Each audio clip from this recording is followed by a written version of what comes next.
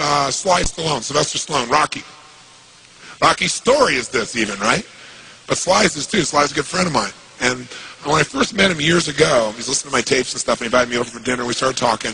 And I said, I've heard your story from other people, but I really love to hear it from the horse's mouth. I don't know how much is mythology, urban myth, and how much is true. So he told me his whole story. He said the essence of it, though, was, he said he knew his whole life what he wanted to do since he was very, very young. He wanted to be in the movie business, period. I mean, not just TV, movies. And he said why was, for him, it was a chance to have people not only escape, but to inspire people. And by the way, that drive is what made most of his movies, inspire people to what they're capable of, to overcome unbelievable obstacles, because in his own life he felt like he did that. When he was born, he was pulled out by the forceps. That's why he looked the way he did. That's why he talked the way he did. And he said, so I really want to do that. And he said, I knew why I wanted to do it, and I wasn't willing to settle for anything else. And he said, what happened was, I went out to try and get jobs, and it's not like I went, hey, Adrian, they went, you're a star. It didn't work out real well. They looked at me and said, hey, you're stupid looking. Do something else. What is it talking like this? There's no place for you in that stuff. You're never going to be a star in the movies. You're insane. No one's going to want to listen to somebody who looks dopey and talks out of the side of their mouth. Right? And he got no after no after no after no. He said, I was thrown out more than 1,500 times at agents' offices in New York. I said, there aren't 1,500 agents in New York. He said, I know. I've been to them 5, 6, 7, 8, 9 times. He said, remember one guy, I went in there, and I got in there at 4 o'clock, and he wouldn't see me, so I stayed there, and I would not leave. And I stayed overnight. They came back the next morning. I was still sitting there. He said, that's how I got my first job. The guy said, fine, come in here. And he sat down, and he went through this, and he gave me my first movie. I said, oh, really? I thought Rocky was your first movie. He said, no, this other movie, I'd never heard of it. He said, I said, well, what character did you play? He said, well, I was in it for about 20 seconds. I was a thug that somebody beat up. He said, because they made me feel like, people hate your guts. You getting beat up will be a good thing. And he did like 3 movies like that. Never got anything. Kept going out. Rejection, rejection, rejection. So finally he realized it wasn't working. So he changed his approach. He said, I was starving, by the way. He said, I couldn't pay for even to have heat in my apartment. My wife was screaming at me every day to go get a job. I said, well, why didn't you? He said, because I knew that if I got a job, he said, I'd get seduced back and I'd lose my hunger. He said, I knew that the only way I could do this is if it was the only choice, if I burned all other bridges. Because if I did a normal job, pretty soon I'd be caught up in that rhythm and that stuff, and I'd feel okay about my life, and I feel like my dream would just gradually disappear. And he said, I wanted to keep that hunger. That hunger was the only thing I thought was my advantage. He said, my wife didn't understand that at all. He said, we'd have these vicious fights, and he said, it was freezing. So I was broke, we had no money, and he said, so I finally went to the public library one day because it was warm. So I didn't want to read anything. So I went in, New York Public Library. He said, I was hanging out there, and I sat down in this chair, and somebody left a book there. And he said, I looked down at this book, and it was the poems of Edgar Allan, stories of Edgar Allan Poe. And he said, so I started reading it, and he said, I got totally into Edgar Allan Poe. And he said, I know everything about it. He goes on for another 20 minutes telling me about Edgar Allan Poe. He knows everything, how he died, what it was about, what really happened. And I said, well, what did Poe do for you? He said, Poe got me out of myself.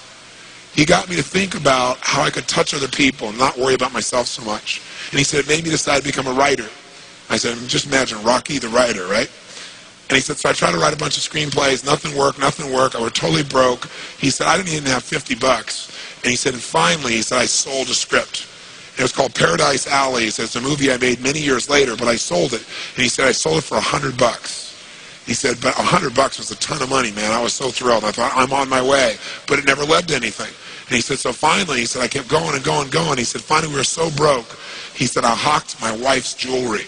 He said, Tony, there's some things in life you should never do.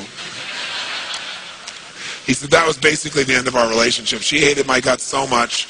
He said, now we were so broke, we had nothing, no food, no money. And he said, the one thing I loved most in the world was my dog. He said, I love my dog because he gave me unconditional love, unlike my wife. And he said, so what happened was, though, we were so broke that to survive, I couldn't even feed my dog. So I went to a liquor store. He said, it was the lowest day of my life. And I stood outside the liquor store trying to sell my dog to strangers. He said, I tried to sell my dog for $50. And he said, finally this one guy negotiated with me and bought my dog for me, my best friend on earth, for $25. He said, I walked away from there and I cried. He said, it was the worst thing that ever happened in my life. He said, 2 weeks later, I'm watching a fight between Muhammad Ali and Wepner, this white guy that's getting bludgeoned but just keeps on coming. And he said, I got an idea. He said, as soon as the fight ended, I started writing. He said, I wrote for 20 straight hours. I did not sleep. I wrote the entire movie in 20 hours straight. Right then. Saw the fight, wrote the movie. Whole thing, done. He said, I was shaking at the end. I was so excited. He said, I really knew, man. I knew what I wanted. I knew why I wanted it. He said, just like you teach that formula. He said, but I said, man, I took the action. Now it's time to deliver. And so he said, I went out and started trying to sell it to agents. And they all would read it, and they'd say, you know, this is predictable. This is stupid. This is sappy. He said, I wrote down all the things they said, and I read them the night of the Oscars when we won. He said, it was really good, right?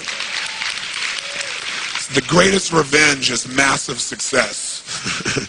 And he said, so what happened was, he said, I kept going, trying to sell it, nobody going, I'm broke, I'm starving. He said, finally, I meet these guys, they read it, and they believe in the script, and they love it. And they offer me $125,000 for my script. I said, oh my God, you must have been out of your mind. He said, I was. I said, just one thing though, guys, you got a deal based on one thing. And they said, what's that? He said, I got a star in it. They went, what are you talking about? You're a writer. I said, no, I'm an actor. I said, no, you're a writer. I said, no, I'm an actor. That is my story, and I'm Rocky. He said, I got to play it. You know, I got to be the head person. I got to be the starring role. And they said, there's no way. We're not going to pay you $125,000, take some no name and stick you in that, throw our money away. We need a star, you know? And they want to have Ryan O'Neal play Rocky, to give you a picture. Can you imagine? That's who they picked, right? And so he said, no way, Ryan O'Neal isn't Rocky, I'm Rocky. Went through this whole thing, right? They finally, they said, well, take it or leave it. He said, I left the room. I said, if that's what you believe, you don't get my script. And he left. Here's the man with no money, none, totally broke, offered $125,000, more money he'd seen in his lifetime, and he walked away because he knew his real what? Knew his real what? And why he wanted it, he was committed to it. So he said they called him a few weeks later, and they came and brought him back, and they offered him $250,000 not to star in his own movie. He turned it down, $250,000. They came back, their final offer was $325,000. They wanted this thing. He said, not without me, and they said no. They finally compromised, and they gave him $35,000 and points in the movie, because they said, if this is going to happen, then you're going to take the risk with us. And the bottom line is, we don't think it'll work, but at least we won't spend a bunch of money on you. And then they only spent $1 million to make Rocky, and it grossed $200 million at the time. I mean, it was done pretty well. But what's interesting about this is, I said, what'd you do? I mean, even $35,000, it's not $250,000. That's a lot of money when you don't have 25 bucks. I said, what's the first thing you did? I figured you went out and partied or something. He said, I went to that liquor store for 3 straight days and hoped that the man who had my dog frequented the store. He said, because I want to buy back my dog. I thought that was so cool, right? That was really cool. I said, what happened? He said, third day I was there, this guy walks by, and I see him, and I can't believe it, and there's my dog. And I looked at him, and I said, sir, remember me? And he said, it had been about a month and a half by the time this had all come about. And he said, remember me? You know, I'm the guy who sold you the dog. I goes, yeah, I love the dog. He said, look, he said, I was so broke, I was starving. He's my best friend. I'm sure you love him too, but I got to have him black. Please, I beg of you. He said, I'll pay you $100 for the dog. I know you paid me $25, but I'll give you $100. And the man said, absolutely not, no way. It's my dog now, you can't buy him back. Right? And Sly said, you know, Tony, you know, he said, know your outcome? I said, yeah. He said, I knew it. And he said, I kept changing my approach, so I went $500 for the dog. The guy said, absolutely no way. He said, $1,000 for my dog. The guy said, no amount of money on earth is ever going to get this dog for you. I said, what'd you do? He said, I knew my outcome, right? Because he listened to tapes, kept to him. He said, I said, I'd take massive action. He said, I got my dog. I just kept changing my approach, so I got it. I said, what'd it cost you? $15,000 and a part in Rocky. The guy's in Rocky.